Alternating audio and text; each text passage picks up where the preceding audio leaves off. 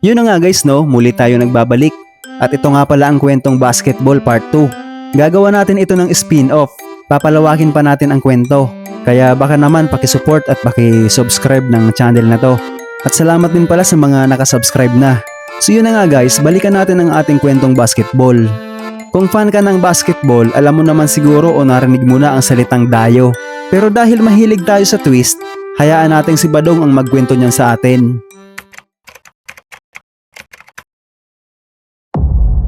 At ikaw, nagiging gano ka na. Alam ko magaling ka. Iniwan ka lang ng jowa mo, hindi ka na makapag-focus. Hi guys, ako nga pala si Badong. At oo, kung naaalala nyo, ako yung isa sa player na pinersonal ni coach doon sa kwentong basketball part 1 kasi iniwanan daw ako. At isa rin yun sa rason kung bakit hindi ako makapaglaro ng maayos dahil nga doon. At ito nga pala mga trophy at awards sa akin sa mga ligang sinalihan ko. Kaya tama ang sinabi ni coach. Kahit papano kilala talaga ako sa lugar namin bilang isa sa mga mahusay maglaro ng basketball. Kahit mutant, dinadayo namin. Hindi kami natitinag sa mga malalaking kalaban. Pangarap ko din talaga makapaglaro sa mga malalaking liga. At isa din pala akong batang probinsya na nasanay sa larong wrestling na may konting basketball. Pero hindi naman ako nang re-wrestling, sila ang nang re-wrestling sa akin. Pero sa kabila nun na ipapanalo ko pa rin ang laro. At yun yung dahilan kung bakit na-discover ako ni coach. Ang galing ng batang to ah. Mukhang may potensyal sa paglalaro ng basketball sa mga malalaking liga. Hanggang sa nirecruit ako ni coach at mayroon din akong dalawang kasabay na iti-training para sa kanyang bubuuing team. At ang isa nga pala sa training na ipapagawa sa amin ay ang dumayo at kalabanin ang mga magaling na player sa lugar na iyon. Alam nyo mga bata, may future kayo sa paglalaro ng basketball. Alam nyo ba yon? Ikaw anak, anong pangalan mo? Tanggol po. Tanggol? Gandang pangalan nun ah. At ikaw naman? Ako po si Cardo. Cardo? Hindi kaya laging may riot niya sa court? Pero anyway, mukhang mga mababait naman kayo. At wala tayong mapapala kung lagi tayong makikipag-away. Di ba? So ganito yun no? Ang mga laro nyo ay medyo malayo pa sa disiplina ng mga atleta sa professional league. Alam ko mga malalakas ng katawan nyo. Kaya ang disiplina nyo na lang at pasensya ang kailangan nating i-training. At ang hindi namin alam ay isasalang pala kami sa bugbugan, kung saan mas matindi pa ng triple kaysa laro namin sa probinsya. At ang mga makakasago pa pala namin dito ay parang mga halimaw sa basketball sa lugar kung saan sila naglalaro. Parang ayaw ko nang tumuloy mga pre, kinakabahan ako. Sino yun? Wala po coach. Para sabihin ko sa inyo, hindi solusyon sa laban ang pag-urong. Marami nang dumaan sa training dito at sumakses sa life. Meron nang ang papasok sa NBA eh. Ganito, may 3 player kayong makakalaban. Hindi ito match-match. May unang maglalarong 2. Paunahan maka 3 points. At kung sino ang matatalo ay papalitan. Kaya wag kayong papayag na matalo kayo ng unang player pa lang. Para marating ninyo yung final boss. Hala, sige, Tanggol, ikaw na ang mauna.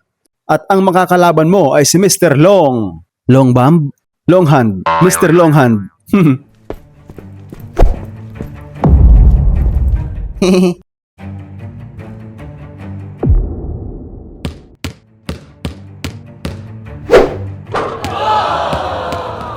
Walang kahirap-hirap ah.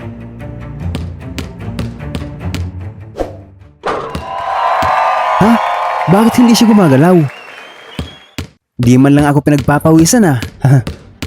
Ito, last.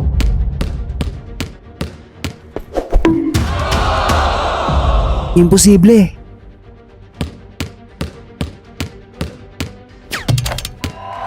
Astig yun ah. Effortless lang. Mukhang sasalaksak naman siya ngayon. Hindi ka makakalusot. Parehas na sila ng score. Mukhang uulitin niya ang kanyang moves. Basta ko na. Ang galing! Ganyan ang gusto ko sa iyo bata. Di ako maaaring tumira tulad kanina. Kailangan ko sumalaksak dahil alam ko hindi niya padadaanin ang bola sa ere.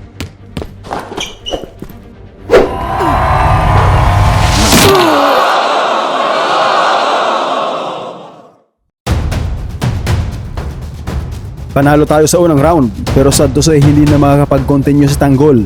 Kaya Cardo, ikaw na. Ang susunod na mga kalaban mo ay si Keisho. Keisho time? Siomai. Keisho Mai. Hey yo! Isa din siyang mutant at may kakaibang taglay na lakas at nanggagaling yun sa pagkain niya ng siomay.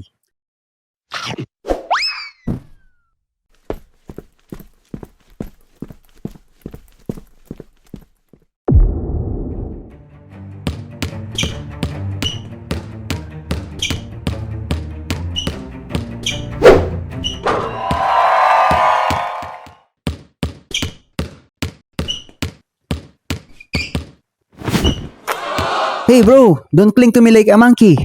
What did you say? Are you calling me a monkey? You're a racist, man. You're a racist. No bro, I didn't say that. I said, you cling to me like a monkey. I didn't say you look like a monkey. Oh yeah? You're a racist, man. I will break your bone.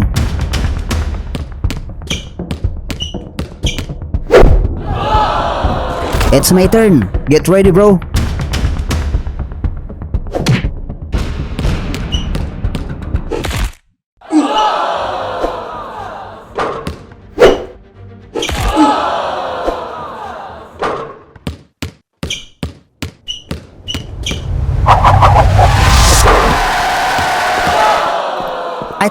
I told you. Okay, who's next? Badong, ikaw na.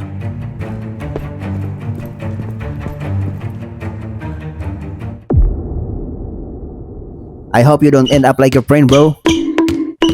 You have a strong body, bro. Well, let's see. Let's see pala.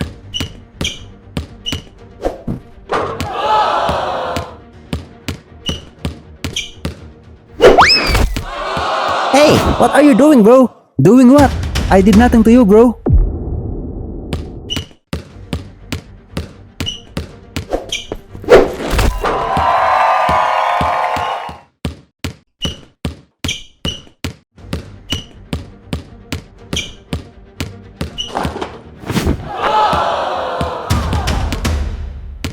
Last shot, bro. In your dreams, I will not let you in, man.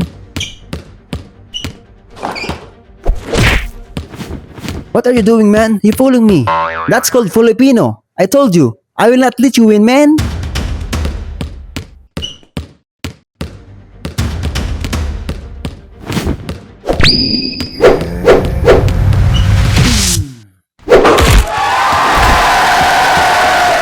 Ang galing mo talaga, Badong.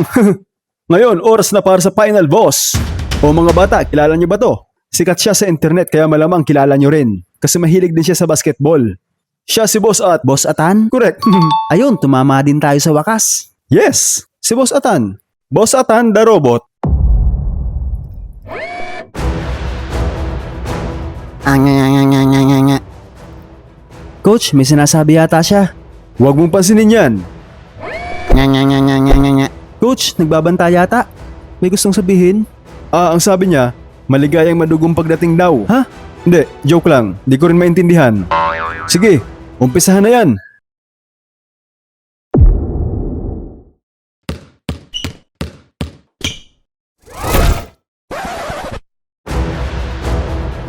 Imposible yun ah. Malala to. Kaya ko kaya itong depensahan? Pero mga wrestler naman ang nakakalabang ko sa amin. Kaya ko to.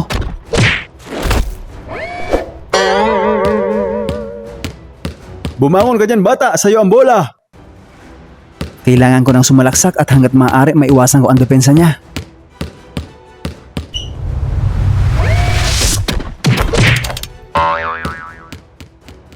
Nahabol niya pa rin ako. Kailangan utuin ko muna siya. Malakas ang paningin niya sa kaliwa. Kaya dito naman ako sa kabila. Ano ba yan? Nakakainis. Sige, last. Ha? Bakit niyo ba ako nilubayan? Kailangan ko na kaagad itira to.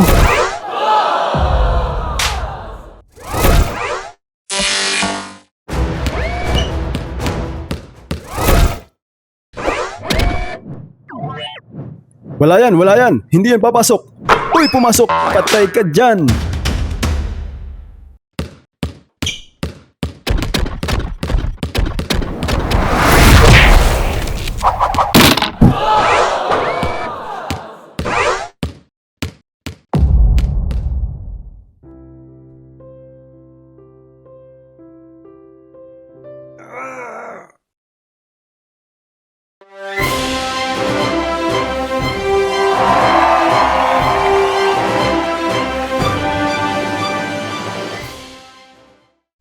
Hindi nakakayanin ng katawan ko kung uulitin niya pa yun sa akin. Kaya hindi na ako makikipagsabayan sa kanya.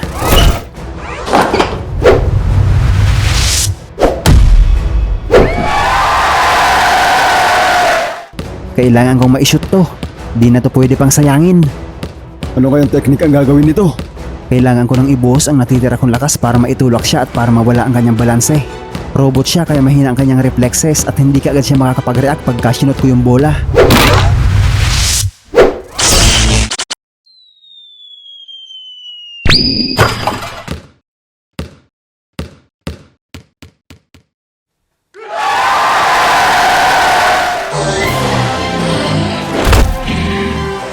Yay! Panalo tayo! Hindi ako nagkamali sa pagpili sa inyong mga bata! At yun ang kwento kong dayo. Oo, lumalaban ako kahit sa mutant. Ang hindi ko lang talaga naipaglaban yung pagmamahal ko sa kanya. So yun ang ano, malupit ba yung kwento natin ngayon guys? Sige, subscribe kayo at para magawan pa natin to.